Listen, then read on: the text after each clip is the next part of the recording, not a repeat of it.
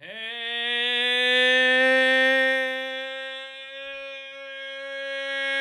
I like that.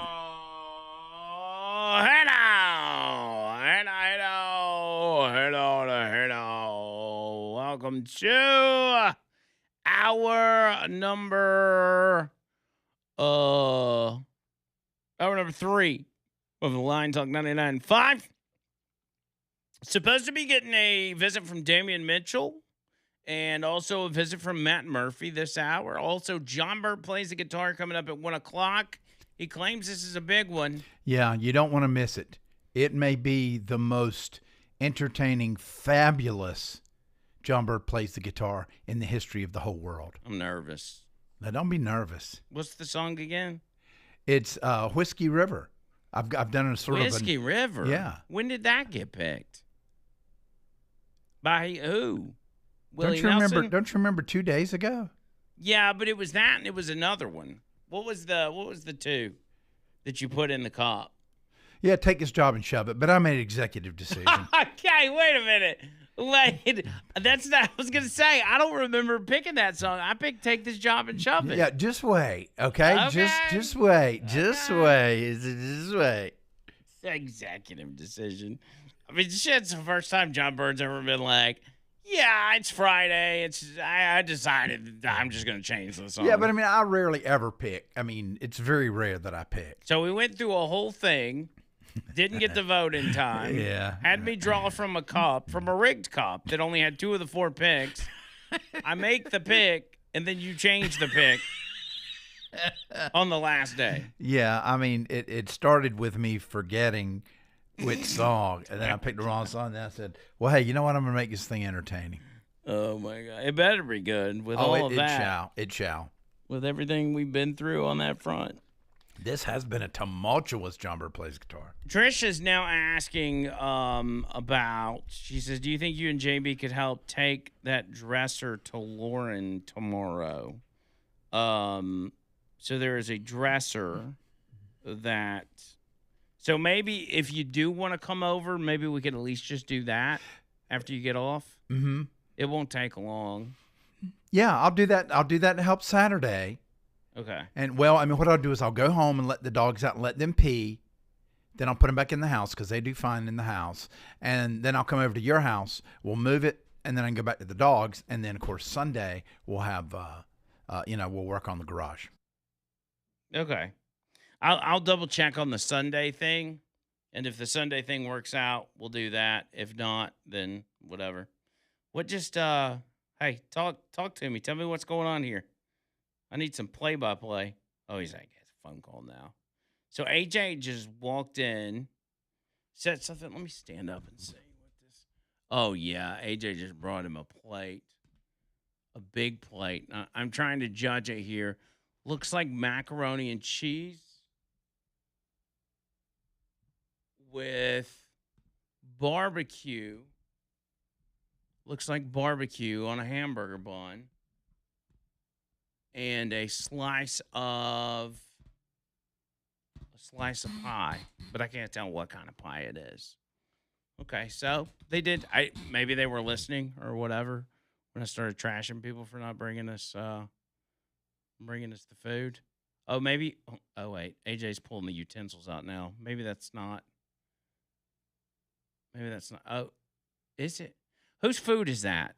Is that AJ's food? Did AJ just bring his own food in there? No, talk to me on the mic. What'd you say? Don't worry about it. Don't worry about it. I was talking to you, Bird. Oh, don't worry about it. Don't worry about it. No, I'm simply asking. Like, that's AJ's food, right? None of your beeswax, corn shooting, tootin' tacks. I just told the audience while you were on the phone that AJ is such a wonderful person because he just brought a plate into you. And then I look up, and AJ's pulling out a spoon, and he starts eating it. And I'm like, oh, that wasn't for John Bird. That's for... No, I mean, he works 7 days a week. Give the man a break. Well, at least tell me what it is. Okay. It looks like macaroni and barbecue. I don't think that's barbecue. I think that looks like bratwurst sausages, something like that. Wait, that's not barbecue? And mac and cheese and beans. What is above like the a mac yellow and cheese can. on the plate? What is it? Anyway, I'm not even worried about it. It's not a big deal. It's whatever. Yeah, just leave him alone, man. Go to break and go get you some. Here's the thing. Yeah. If Matt Murphy still worked here, he wouldn't put up with his nonsense. He'd absolutely bring us some food, wouldn't you? So you can come back. Yeah, I mean, 100%. I would bring you food, and let me tell you who should be worried about it, Andrew, and that is AJ, because he better not take his eyes off his plate because John Bird will steal some food. That's a good point. It was an amazing thing to watch because we have been talking about it throughout the show today because they had a town hall, and it's always in the middle of the day, so we don't get to go to it. And I asked John Bird, I said, you think somebody's going to bring us some food? And he's like, oh, yeah, AJ will definitely bring me some food. I did not say that. I didn't say AJ would definitely bring it. Well, you said, well, AJ's not here, which implied that AJ would bring it. So AJ That's then not walks in the producer booth with a plate of food, and I was like, well, John Bird was right. AJ's bringing him something. And then AJ bust out a spoon and starts scarfing down that food. And I'm like, dang, right in front of John Bird. No, I came in here so you can get some. Maybe AJ has come to relieve John Bird for a few minutes so that John can go get his own food. That's what he just said. Ladies and gentlemen, here's AJ. And John Bird, okay, so now John Bird's leaving, and yet he talked about all day how excited he was to talk to you because he hasn't talked to you in a while. But you just got dumped for food. That easy. Well, I mean, I wish I could say that that's not standard Bird, but that's pretty much par for the course with John. John's going to dump anybody for food, unfortunately. Yeah, and the first thing that John said to me on the phone when I got on the phone with him is, hey, Matt, I'm coming to Nashville, and I need to crash on your couch. He did the same thing to me this week. He's like, so what are we going to do when I come over this weekend? I said, what do you mean? He's like, well, you invited me to your house. I'm like, no, I didn't. He's like, well, I'm pretty sure you did, so I'm coming over. I'm like, okay. So he's coming over tomorrow. He does that often, inviting himself. Anyway, what's happening in Matt Murphy world as of late? There's a lot going on. Before I get to Matt Murphy world, I do really quickly want to tell you the funniest John Bird food story I've ever seen, and it was pretty early on in John and I's relationship. I wish he was here to listen to this story and verify it, because as I tell it, it's going to be exactly 100% accurate as it happened. We were co-workers at a former radio station that you eventually began working for a little bit later on in life, and I think you know the one I'm talking about. It's the first station I worked for when I came to Birmingham, and John at the time was my boss. Believe it or not, someone was brilliant enough to put John Bird in a position of management and power over others, which is weird, but whatever. So we had a coworker by the name of Trey Daniels who made himself this sandwich. And just imagine this guy brought all of the stuff to make this delicious, like, Dagwood sandwich. It had cheese, it had ham, it had turkey, it had bacon. It just looked absolutely delicious. And Trey was very, very excited about this sandwich. And right as he completed the sandwich, John Bird, without saying a word to him, picked up his sandwich and took this huge bite out of it and put it back down, and with a mouthful of food went, yeah, that's good, and walked off. That's perfect. And I can picture that in my head. I can see John Bird doing that. And everyone's just, sitting there, Andrew, their mouth is, kind of half open, like, what in the hell just happened? I mean, in a different world, somebody goes beat crap out of John Bird, but you can't because he's so lovable. Yeah, no, you can't. You can't hurt John Bird. That's fascinating though. I got a feeling you're gonna. Have y'all changed your districts yet? We got ours done. We took care of that crap this week. Yeah, we're working on that, and that's what I wanted to talk to you about. So the chaos, and we started our show with this today. The chaos that ensued with the rabble rousers, if you will, of the Tennessee State House. That's pretty fascinating to watch. I mean, for not just for you guys, since it's on a local level, but all across the country, man. What a show the Democrats of Tennessee put on yesterday. Oh, yeah, man. They big mad, bro. They big time mad.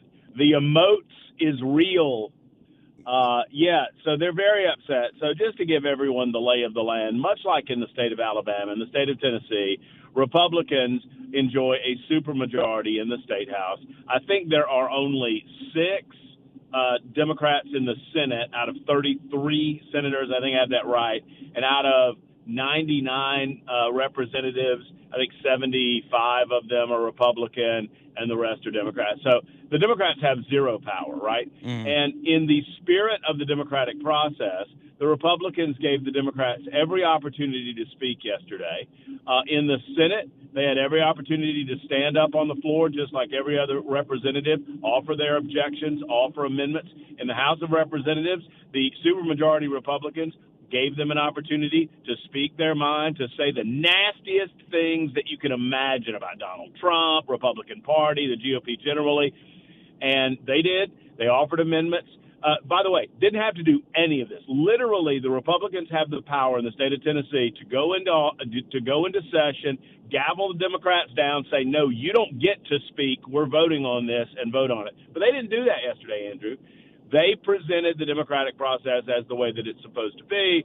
And then as soon as the Democrats as soon as the Republicans took to the floor and began speaking, the Democrats started screaming and yelling and saying this is not what democracy looks like, and just basically showing their asses, because that's all they got. One Democrat politician, Justin Pearson, should have been arrested in the gallery. Yes. And the officer that chose not to do that deserves a medal. Because that's exactly what he wanted, by the way. He wanted to be arrested yesterday. Justin Jones, another Democrat representative, burned it's a cardboard cutout of the Confederate flag. I have no idea what the Confederacy has to do with any of this. So brave. But he burned that in the State House. Should have been arrested, wasn't arrested. Discretion, I guess, being the better part of valor. So, yeah, there was a lot of ass showing yesterday in the state of Tennessee, but, you know, here was my message yesterday to all of these crybabies. Why don't you get into the arena and compete? That's what the democratic process, that's what this experiment has always been about. Get into the arena of ideas and compete with your ideas and win frickin' elections. Otherwise, sit down and shut up. That's my message. And allowing the Republicans allowing the Democrats to speak was probably a very smart strategic move, because they knew just as well as you knew that the Democrats were going to show their ass throughout that process and throughout the vote and everything else. So it's not like you said, you know, you got to get out there and compete. We had a caller call in today who was he was genuinely just wondering, like, how this redistricting stuff works and, like, what is it that the left is crying about. He says they are presenting it as if people are losing their right to vote. Like, certain people aren't going to be able to vote now. And, of course, that's not the case. But that's the message they're trying to send, that people are having their voices taken away. Well, that's right. And because the modern Democrat Party is not interested in equality, they're interested in equity, right? So they're not interested in Andrew Mclain and some random Democrat having the equal opportunity to vote. They want a guarantee of an outcome, right? So they're not arguing. They won't say this out loud. They're not arguing for their opportunity to go and vote for their candidate. They're arguing that their candidate must be put into office. Otherwise, democracy's dead or whatever. I mean, it's ridiculous. I mean, it's utterly ridiculous. No Democrat has the right to a congressional district. And certainly, according to the United States Supreme Court, it would be impermissible for the Republicans to give them a congressional district based on race. That's what the court said, is that you can't draw these district lines based on someone's race, because embedded in that is the assumption that these people are going to vote Democrat, which is bigoted in and of itself. The real racists, sadly, are the Democrats, in that they make these grand assumptions that if you're a Democrat, and particularly if you're a Democrat, if you are a voter, rather, and particularly if you're a voter of color, that you're going to vote Democrat. And it's gross. That's what they did yesterday is. Yeah. Go ahead, I'm sorry. And no, I'm just that's really where all this started so many years ago as well, is that they were just giving, in these red states, especially red southern states, they were essentially just giving the Democrats a seat and saying, you know what, just in the spirit of fairness, we'll let you have a seat, or we'll let you have two Right. seats. I mean, and look, and the courts ruled years ago, and not to go through a history lesson on this because I'm sure y'all have talked about it, but the Voting Rights Act, the courts decided, look, many states, including many southern states, were kind of putting their thumb, not kind of, they were putting their thumb on the scale when it came to black people voting back in the 40s and the 50s and the 60s, right? Right. And so the courts determined, look, we need to repair a little bit of this. And part of the repairing of it was to create these majority minority districts as a, hey, our bad, we need to make this right, this is how we do it. But at some point you have to get beyond that, Andrew.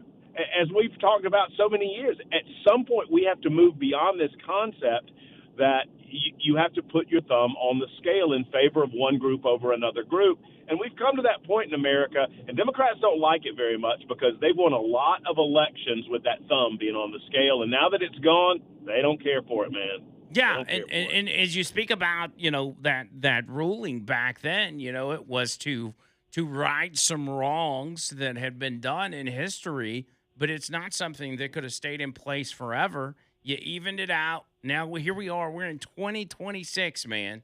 Like we're well into the future. We're well past what a society was like or how people thought in the 30s and 40s and 50s, and so it's back to politics. You can't base this stuff on race, and the idea that you would base it on the color of someone's skin should be absurd to everybody, no matter what political party you're from. I mean, that's the definition of racism, and it goes against everything, Dr. King stood for during the Civil Rights era. Amen. Amen. And, kind of funny, but lost in all of this, I've had a lot of back channel discussions with congressmen, Republican congressmen, and I would add white Republican congressmen, and they don't like any of this either. It's kind of funny. Some of the affected congressmen in these districts, and the reason they don't like it is not because they're not willing to go out and put the work in, but they don't like the idea of having to go out and put the work in, right? So you know how it goes, Andrew. They're comfortable in their districts. They know their districts. They know which pancake breakfast they're supposed to go to, and now they're going to have to bust their ass over the next couple of months. And privately, they're not that happy with it either. Yeah. But here's the deal. If it gains us a seat, if they have to battle a little bit harder over the next couple of months to win the ultimate war, and what is that? That is retaining the House of Representatives. That's the goal. And I'm proud of the Republicans in Tennessee because they made no bones about it. They came out and they said, you know what?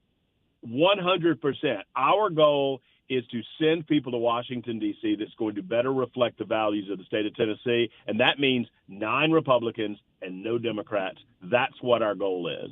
And the Democrats are standing there going, because they're just telling them. They're telling them, and I'm here for it. I love it. Yeah, it's amazing. Alabama, it was as if we got caught flat-footed on the deal and that they didn't. Everybody kind of expected this to be the ruling, and those in Montgomery were kind of like, oh, well, I guess we got to fix this. We got to do whatever. But they're doing it, and that's good. We're gonna have Tennessee, obviously Louisiana, Alabama. South Carolina is now looking at delaying their primaries. You just had the ruling from the Virginia Supreme Court. I mean, the numbers are starting to heavily tilt in Republicans' favor for the 26 midterms, which is going to be huge for Trump's last 2 years in office and can really set the stage and kind of safeguard us, I think, from some of the Democrat craziness that we will be faced with in the future. It's just a matter of how long it is before we face it. But to your point about how hard candidates and representatives are going to have to work to get the vote, if we're talking about, say, the black community in these once Democrat districts, it should be beneficial to them because now you're going to have Republican representatives who are going to want their vote and are going to go to those neighborhoods and those areas and talk to those people, hopefully talk to those people and say, hey, what is it that you need from us? What can we do to make your community better? What can we do to help your cities? Is it crime? Is it infrastructure? And that's something that would have never happened had this not changed. They would have never seen those people. They would have kept voting Democrat, where these people do nothing for them. They come around every 2 years, ask for the vote, and then that's it. And now you're going to get some different faces that might actually create some change in your community.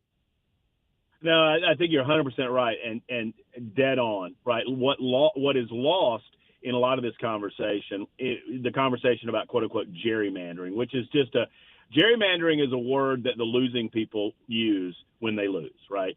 Otherwise, it's redistricting, and redistricting sounds fine, and gerrymandering sounds horrible.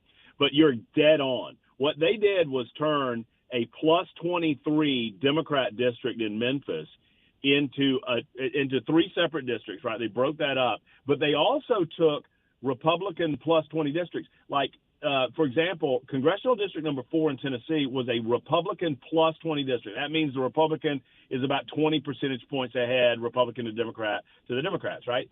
They turned that plus 20 Republican district into a plus 8. And what that means on the ground is what Andrew just said, that the Republican now needs to maybe moderate the position on certain issues, speak to the people that might disagree with them on this, because you need those middle-of-the-road votes now more than you used to. It actually brings politics closer together in terms of the opposing sides as opposed to separates them further. But the Democrats can't see that because the Democrats aren't going to move off their ideological, hilltop 1 inch, right? They have no interest in coming toward conservatives or coming toward Republicans in the arena of ideas. They just demand that you bend the knee and you bend your will to what they want. But Right. I agree. I think functionally what this is going to do is you're going to have traditionally, conservative minded people in areas that don't like them very much going, how can I help you get better? How can I help your lives? Tell me as a representative what I can do that the Democrat Party hasn't been able to do for you for the last 40 years. Yeah, and it's going to benefit them far more than just talking to their Democrat representative every 2 years when they need their vote.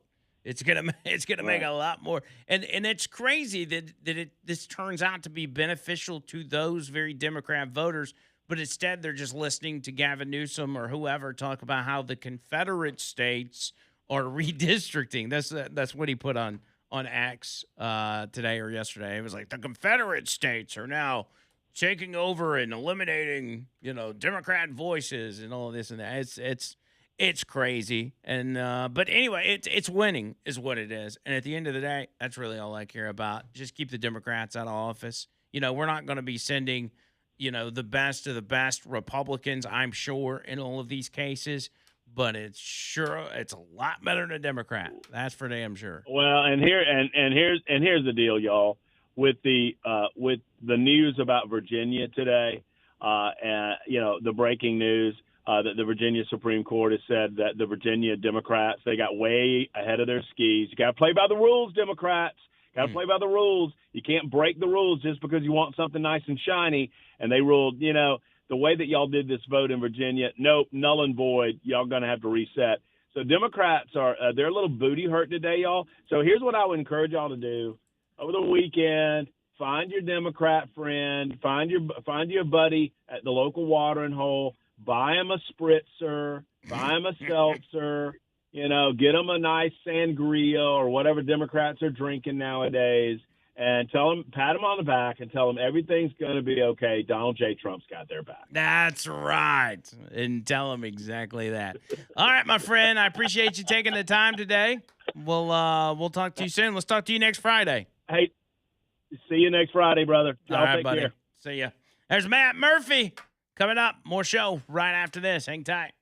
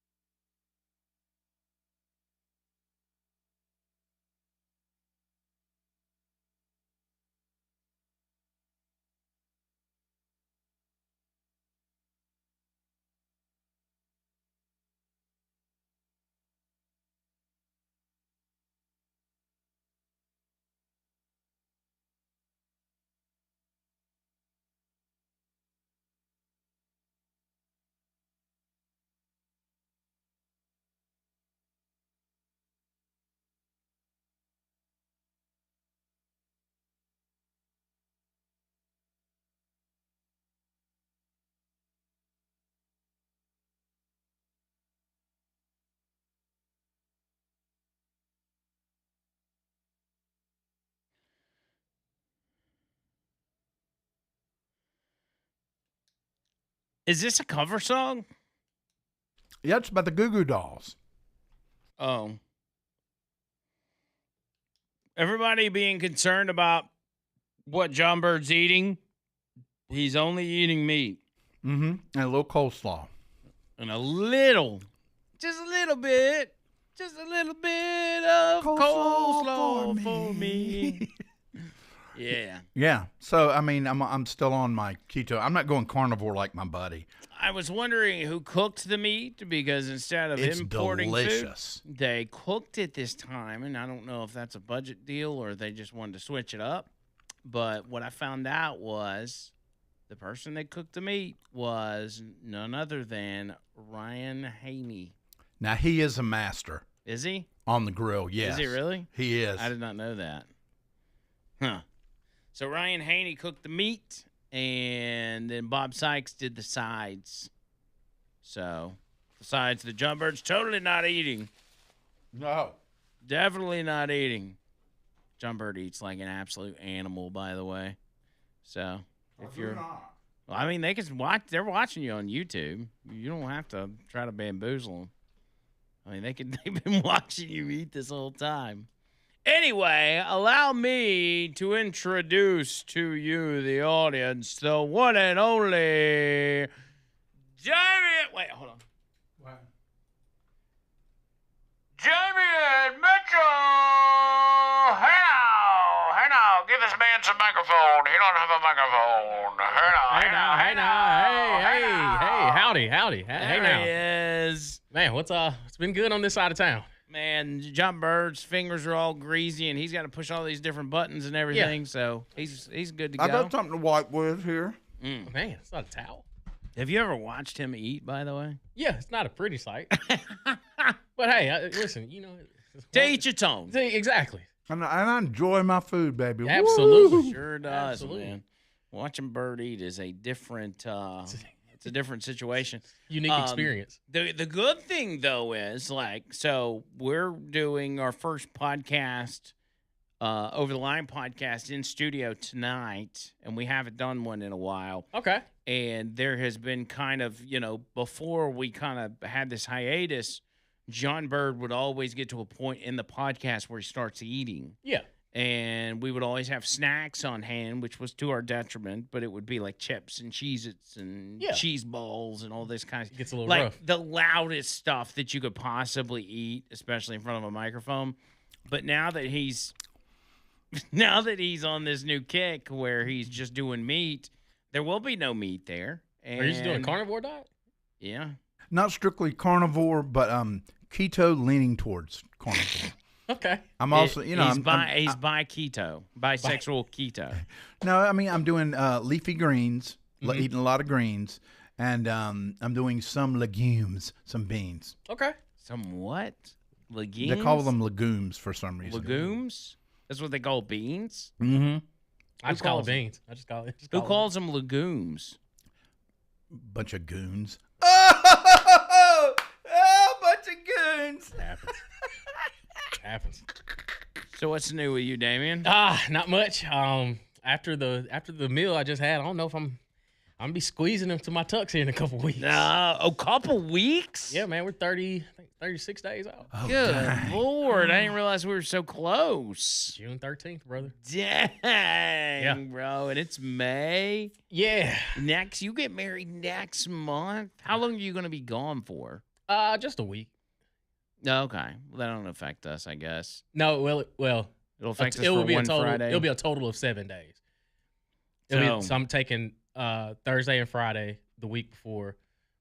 The 2 days before. 2 days before, and then I'm taking the entire week off after that. Oh, so we'll miss you for 2 weeks. Yeah.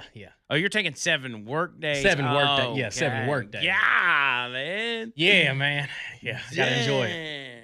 Well, I'm gonna come back, with that, that new marriage smell. yeah. That big yeah. smile on your face. Oh, it's crazy.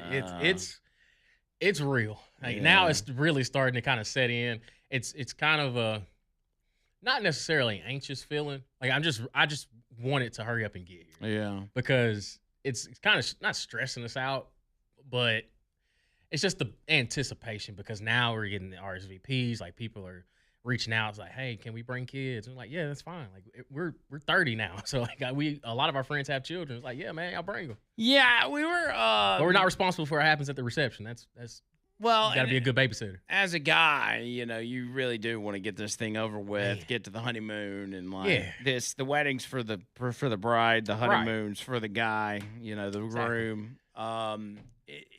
It's you're gonna love it. I mean, you're gonna have fun, either way. But the stress is a lot. I actually had a dream last night, and at what I thought was a wedding. I thought I was at a wedding, but I'm not sure now.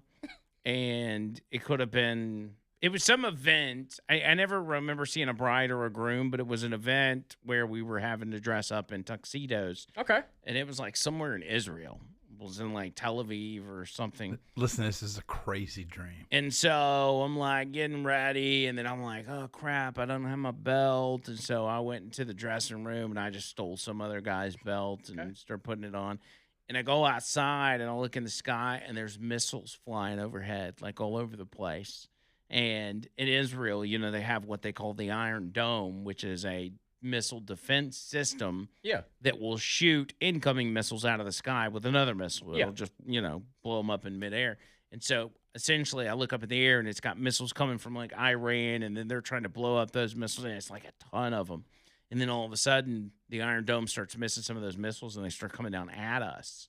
And then I just remember running through the building trying to get away, and the missiles are blowing up behind me, hitting the building. And it was an intense dream.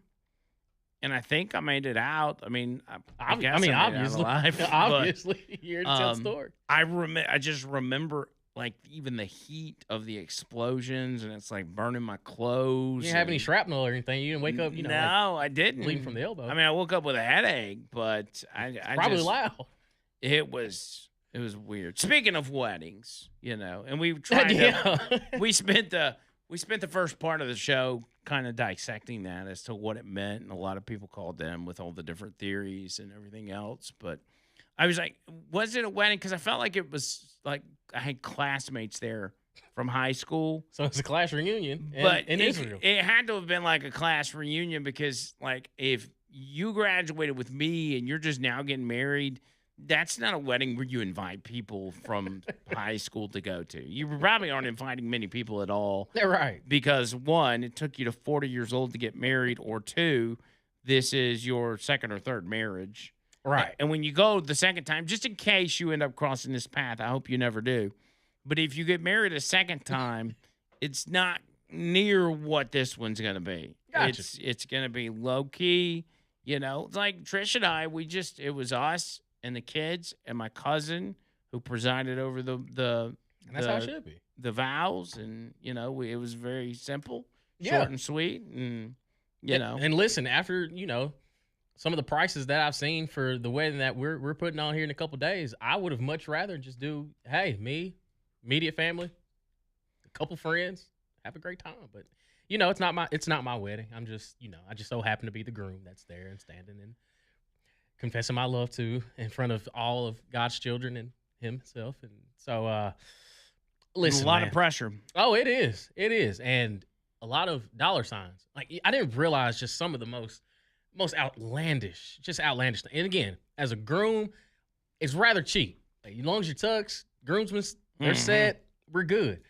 It's the, hair, makeup. I'm thinking, you do your makeup just about every day. Like, well, people that provide products and services to the wedding industry, I think over the years have come to the realization that people will pay whatever. Mm-hmm. If you look it up, Americans in 2026 are spending on average $34,000 to $36,000 for a wedding. Well, I'm gonna go ahead and let you know I'm not. I am going. This That's is all your Wheel of Fortune money going. Exactly. Right I there. was gonna say this is about to be a below average wedding then, because we ain't spending that much. But that's the average. That's insane. Which means there are a lot of people out there that spend more than that. And I think it's because of a culture that has been created where everybody's got to do an event for everything. Yep.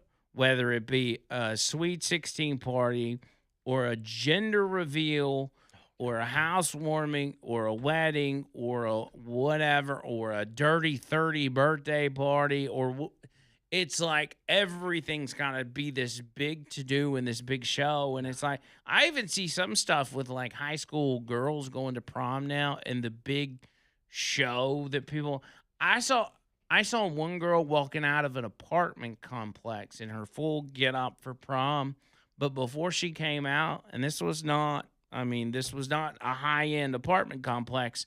She had 3 dancers come out before her as music was playing. That's insane. Did a little dance, some choreography, and then she walked out. And then the neighborhood's there, like, oh my god, they're all cheering, and they're doing it. And I think it's the case whether it's gender reveal or whatever. A lot of people are doing this just so and spending that money just so they can record it and post it on social media. Yeah, I've gotten to the point. I guess it's because I'm getting older. I actually liked it a lot better when we knew less about people. Oh yeah, I'm at that point in my life of like sometimes I just don't want to see this. Like you never really got into MySpace, did you? No, I was a little young. That. Yeah, it was starting to phase out as I was getting into MySpace was great because it still gave you a tremendous amount of privacy. Like people couldn't pry into your life. And people didn't post their personal business on there, but also there was no news feed that gave you what everybody else was putting out there. You had to know the person in order to go visit their page. Exactly.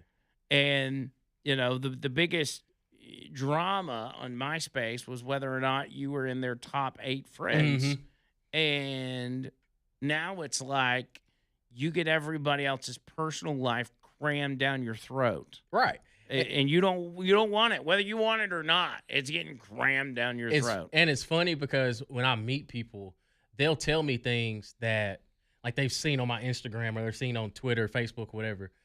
And I tell them, most of the time I tell them, like, listen, I had these profiles before I got into the radio business. So like I was a 15-year-old on Twitter, like talking about Kevin Durant shooting threes. Like, don't take anything that you see on social media to heart. And sometimes you look back on some of your old tweets or posts, it's disgusting. And you're like, it's disgusting. Can I get rid of this? I still have pictures, and they pop up on my memories of like my high school sweetheart. Like we have a ton of them, and like we're good friends now. But like she's married, I'm about to get married, and it's like, oh my gosh, I can't believe this was. That's in my profile picture album. Like exactly. I'm like, oh my gosh, look at me now. But no, it's man, I for anybody that ever gets on my social media, like I am there for blanks and giggles. Like I never take it serious because some people like put their entire lives on social media, and I've never been one of those. Yeah, never. I'm like, man, if I want to like a tweet on, I got like some sort of off the wall, like especially on TikTok. Like TikTok is insane. It's absolutely insane. And I've had somebody like reach out to me about something I reposted. And it was like a rock song or something, and they were just like, "Oh, I didn't know you listened to this stuff." I was like, "I just liked it. Like I didn't have any one song." Yeah, I was like, I didn't have any thoughts about it, and it's mind numbing to me. Like I go on social media to laugh, get information, and move on. Like I don't dive into like the depths of all these things. Yeah, people overthink. Oh, it's insane. It's insane. Everything. All right, so let me do this. We got to take a break. Okay. But what if, because this is so close, what if we get the audience to call or text with marriage advice? You've gotten a lot of marriage advice from us. Please. But what is some advice you would give to Damian Mitchell as far as what to do as a husband or how to treat his wife or what to expect at the wedding or just what to expect as being married? Yes. Give us any piece of advice you got. 205-545-9950. Call or text. That is coming up.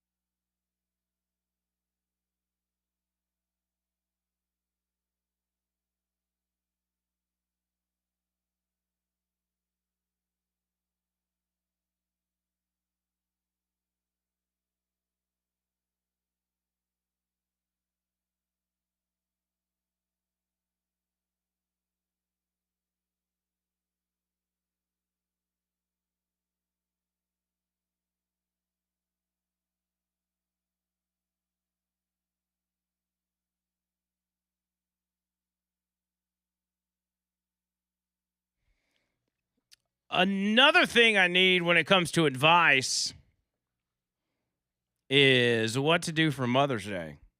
I got 2 mothers in my life, which is my own and then Trish. And so what do? I put so much unnecessary pressure on myself when it comes to giving gifts, especially to Trish. Yeah. Because I don't know what it is. I felt like I used to be good at it. Trish doesn't talk enough about what she wants, and the stuff that she likes is so unique and so, like, she's got to be the one to pick it out. Yeah, just get her a blender. Or a vacuum. Nothing says I love you like a blender. Actually, a vacuum might work because I think ours keeps breaking. So, yeah. No, don't do that. No, Not no. on Mother's Day. No, not on Mother's Day. I mean, I'll vacuum for her. I'll be like, hey, how about you a vacuum? But I'm going to use it. I'll test it out for you.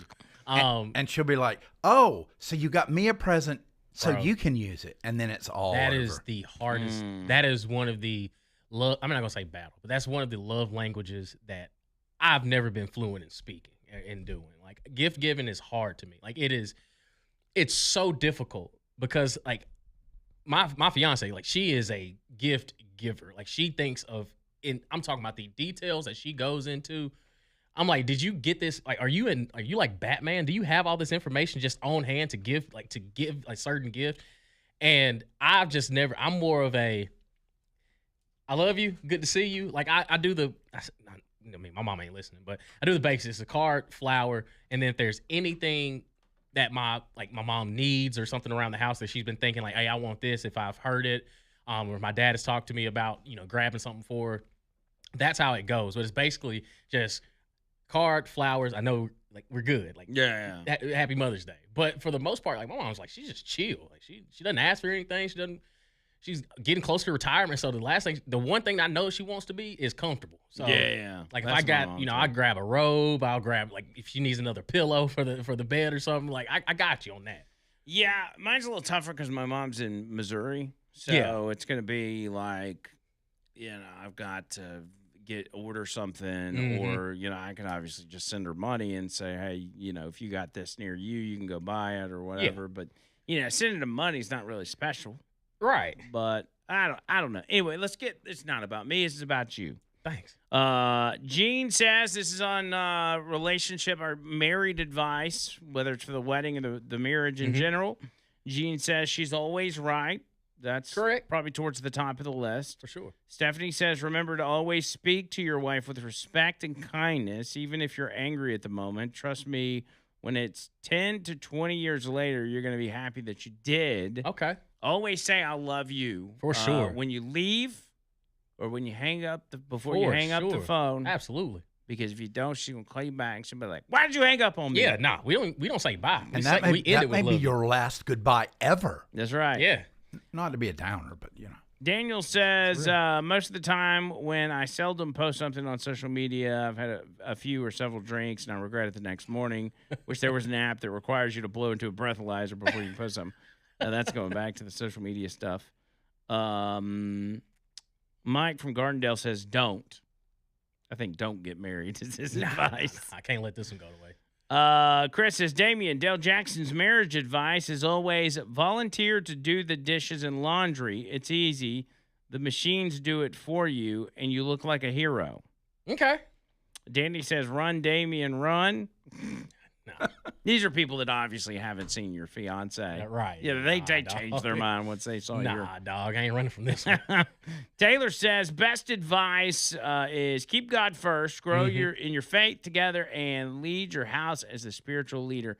I think that's a big thing, and I didn't really understand this in my first marriage early on, but being the man of the house, and in your situation, it's probably gonna be tough because you've got a military wife. Yeah.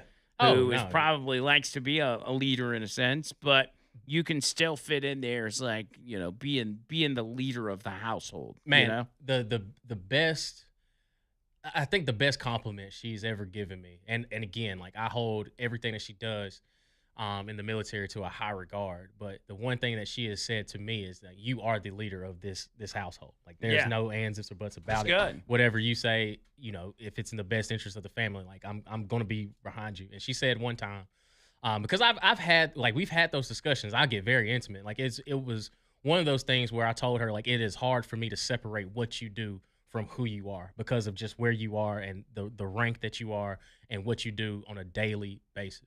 And she was like, Damien, if we were to lose everything, we had to move into a cardboard box, I would be right beside you. And man, Wow. Oh man. And it just kind of it hit me. Like it really hit me as like no, like, and you know, it says in the Bible, you know, love your wife as Christ, as God loved the church. And I'm learning that. Like I'm really starting to get the gravity of the situation. And like she says, like, I'm taking your last name. I'm right. Like, we're joining this in one, and it's going to be under whatever you say.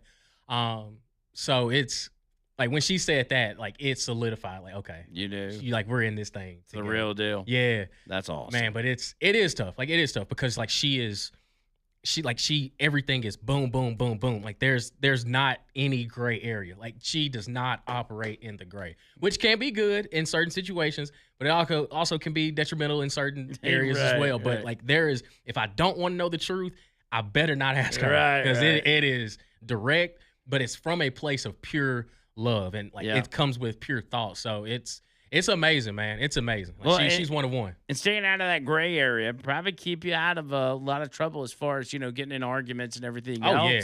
Because there's no just this is floating out there and nobody knows like what what the situation is. There's no walking on eggshells. Yeah, no. What's wrong or what's wrong with you? Because a lot of times women are notorious for this. You know, what's wrong? Nothing. And then you're like, okay. You know, some guys will be like, okay, and then just go on about their day. But that's not what that means. And if your lady can just be like, instead of saying nothing, say, well, this is what's wrong. Good. Well, let's tackle it. Let's fix this. Oh, yeah, man, rip the Band-Aid smooth off. Accountability. Bubba says, I'm 45, single, and never married, so I'll do DM6 a solid and offer no relationship advice. Tracy said, going on 29 this month, listen to your wife's needs and take it seriously, even if it sounds goofy to you. Validate. Oh, yeah. I says, never go to bed angry at each other. That's a fact. Lee says, learn to pray with your wife and keep God at the center of your marriage. Always be truthful no matter what. Oh, absolutely. Don't keep score of which of you is right or wrong. You two are on the same team. Yep. Mark and Kim say Costco has a great vacuum sale going on right now. Dre, whatever you do, get your wife a watch for Mother's Day because it's a clock on the oven. Wait, what? Whatever you do. Oh, he's saying whatever you do, don't get your wife a watch for Mother's Day. Okay, maybe that's advice to me. See, here's the problem. Now I've got Mother's Day advice and Damien advice all mixed in one. Tony, I've been married 46, going on 47 years. I have a very beautiful, smart lady married. I'm married way up, and critical thing is to communicate, talk about everything. Don't go to bed mad. That's probably one of the best ones. So. For sure. All right, buddy. Well, we'll talk to you soon, my friend. All right. See you, Claude.